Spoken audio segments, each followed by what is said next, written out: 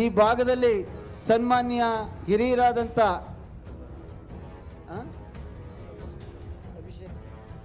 ಸಿದ್ದರಾಮಯ್ಯನವ್ರನ್ನ ಗೆಲ್ಲಿಸಿದ್ದೀರ. ಅವ್ರನ್ನ ಈ ರಾಜ್ಯದ 2ನೇ ಬಾರಿ ಮುಖ್ಯಮಂತ್ರಿಯನ್ನು ಕೂಡ ಮಾಡಿದ್ದೀರ. ಖುಷಿ ಪಡೋಣ. ನಮ್ಮ ಜಿಲ್ಲೆಯವರು. ಅವ್ರ ಮಗ ಅವ್ರನ್ನ MLAನೂ ಮಾಡಿದ್ರಿ, ಈಗ MLCನೂ ಮಾಡಿದ್ದೀರಿ. ಮಾತೆತ್ತಿದ್ರೆ ನಮ್ಮ JDS ಪಕ್ಷ ಅಪ್ಪ ಮಕ್ಕಳ ಪಕ್ಷ. ಈಗ ಸಿದ್ದರಾಮಯ್ಯನವ್ರ ಮುಖ್ಯಮಂತ್ರಿ, ತಮ್ಮ ಮಗ MLC. ಈ ರಾಜ್ಯದಲ್ಲಿ ಶಾಸಕರಾಗಿದ್ದವರು. ನಿಮ್ದು ಯಾವ ಪಕ್ಷ? ನಾವೇನು ಹೇಳಲ್ಲ, ನೀವು ಹೇಳಿ. ನಾವು ಒಂದು ಪ್ರಾದೇಶಿಕ ಪಕ್ಷ. ನಾವು ಅಧಿಕಾರ ಕೊಟ್ಟರೆ ನಮ್ಮ ಪಕ್ಷದ ಕಾರ್ಯಕರ್ತರು, ತಂದೆ ಮಕ್ಕಳು ಹೋರಾಟ ಮಾಡಿ ಇವತ್ತು ಒಂದು ಪ್ರಾದೇಶಿಕ ಪಕ್ಷವನ್ನು ಈ ಸುದೀರ್ಘ ಕಾಲ ನಿಮ್ಮೆರಡು ರಾಷ್ಟ್ರೀಯ ಪಕ್ಷಗಳ ನಡುವೆ ಉಳಿಸ್ಕೊ ಬಂದಿದ್ದೀವಲ್ಲ. ನೀವು ಇದೇ ಪಕ್ಷದಲ್ಲಿ ಇದ್ದವರು ಆಯ್ತಲ್ಲ ಸ್ವಾಮಿ. ನೀವು ಸಮಾಜವಾದಿಯವರು, ಭ್ರಷ್ಟಾಚಾರ ರಹಿತವಾಗಿರೋರು. ಈಗ ನಿಮ್ದು ಯಾವ ಪಕ್ಷ? ನಿಮ್ಮ ಸುಪುತ್ರನ್ನ ಗ್ರೇಟರ್ ಬ್ಯಾಂಗ್ಳೂರ್ ಸದಸ್ಯರು ಮಾಡೋಕ್ಕೋಸ್ಕರ ವೋಟರ್ ಲಿಸ್ಟ್ನು ಸೇರಿಸ್ಕೊಂಡು ತಗೊಂಡೋಗಿ ಬೆಂಗಳೂರಲ್ಲಿ ಮೆಂಬರ್ ಮಾಡ್ಕೊಂಡ್ರಲ್ಲ. ನಿಮ್ಗೆ ಅಧಿಕಾರದ ಆಸೆ ಇಲ್ವಾ? ಹೇಳಿ ಸನ್ಮಾನ್ಯ ಸಿದ್ದರಾಮಯ್ಯನವರೇ.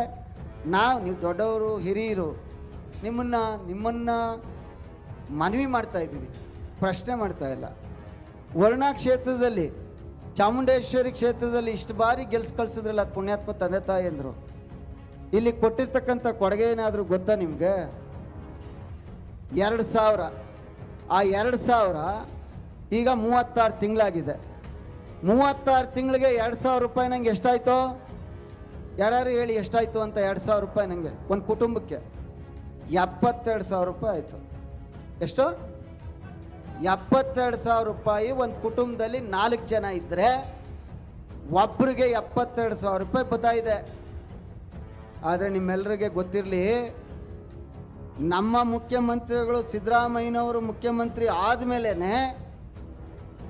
ಈಗ ಹುಟ್ಟಿರ್ತಕ್ಕಂಥ ಒಂದು ಮಗುನೂ ಸೇರಿಸಿ 1,17,000 ರೂಪಾಯಿ ಸಾಲ ಮಾಡಿದ್ದಾರೆ. ಎಷ್ಟು? 1,17,000 ರೂಪಾಯಿನ ಮಾಡಿರ್ತಕ್ಕಂಥದ್ದು. ಅದರಲ್ಲಿ 17,000 ಬೇರೆ ಮುಖ್ಯಮಂತ್ರಿಗಳು ಎಲ್ಲರೂ ಸೇರಿ ಮಾಡಿದ್ದಾರೆ. ಈ 3 ವರ್ಷ, ಹಿಂದಿನ 5 ವರ್ಷ, 8 ವರ್ಷದಿಂದ ಇವರೊಬ್ಬರೇ ಮಾಡಿರ್ತಕ್ಕಂಥ ಸಾಲ 1 ಲಕ್ಷ ರೂಪಾಯಿ ಇಲ್ಲಿವರೆಗೆ.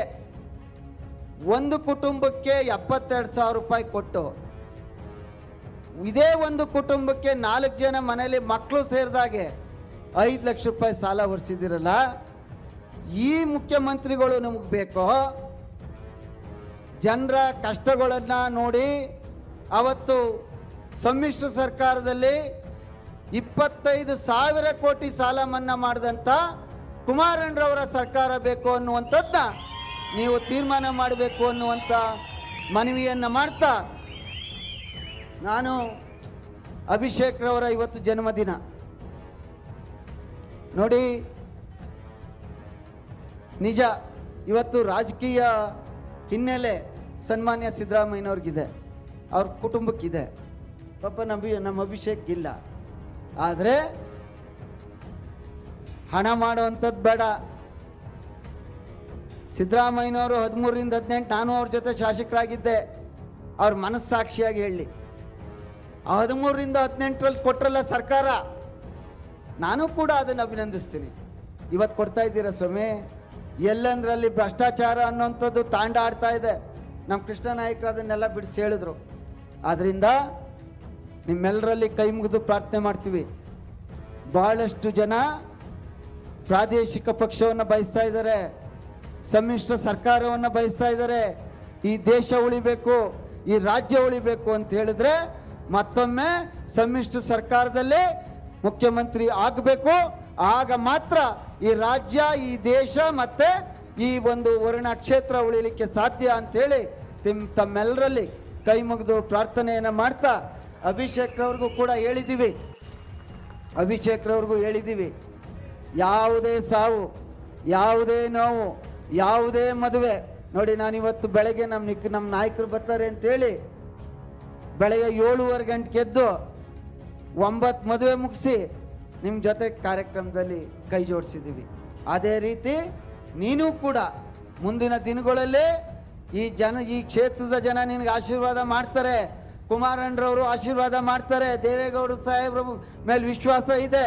ಬೆಳಗ್ಗೆ ಸಂಜೆ ಕಷ್ಟದಲ್ಲಿರ್ತಕ್ಕಂಥವ್ರ ಜೊತೆ ಕೈ ಜೋಡಿಸಿ ಬೆಳಗ್ಗೆ ಸಂಜೆ ಅವ್ರ ಮನೆಯಲ್ಲಿ ನೀವು ಅವ್ರು ಹೇಳುವಂಥ ಪೊಲೀಸ್ ಸ್ಟೇಷನ್ ಇರ್ಬೋದು, ಮಕ್ಕಳು ವಿದ್ಯಾಭ್ಯಾಸದ ಬಗ್ಗೆ ಇರ್ಬೋದು, ಇಂಥ ವಿಚಾರಗಳಲ್ಲಿ ಹೆಚ್ಚು ಸಹಕಾರವನ್ನು ಕೊಟ್ಟರೆ ಮುಂದಿನ ದಿನಗಳಲ್ಲಿ ಸಮ್ಮಿಶ್ರ ಸರ್ಕಾರ ಕುಮಾರಣ್ಣರವ್ರ ನೇತೃತ್ವದಲ್ಲಿ ರಾಜ್ಯದಲ್ಲಿ ಖಂಡಿತವಾಗಿ ಆಗುತ್ತೆ ಎನ್ನುವಂಥ ಮಾತನ್ನ ನಿಮ್ಮೆಲ್ಲರಿಗೆ ನನ್ನ ಸಾಷ್ಟಾಂಗ ನಮಸ್ಕಾರಗಳನ್ನ ಮಾಡುವ ಮೂಲಕ ನೀವು ಅಭಿಷೇಕ್ರವ್ರಿಗೆ ಮುಂದಿನ ದಿನಗಳಲ್ಲಿ ಇಲ್ಲಿ ಪಕ್ಷವನ್ನು ಕಟ್ಟಲಿಕ್ಕೆ ಸಂಘಟನೆಗೆ ಕೈ ಜೋಡಿಸ್ಬೇಕು ಅಂತೇಳಿ ನಿಮ್ಮೆಲ್ಲರಲ್ಲಿ ನನ್ನ ಸಾಷ್ಟಾಂಗ ನಮಸ್ಕಾರಗಳು ಮಾಡಿ ನಾನು ಮನವಿಯನ್ನು ಮಾಡ್ತಾ ಇದ್ದೇನೆ. ಜೈ ಹಿಂದ್, ಜೈ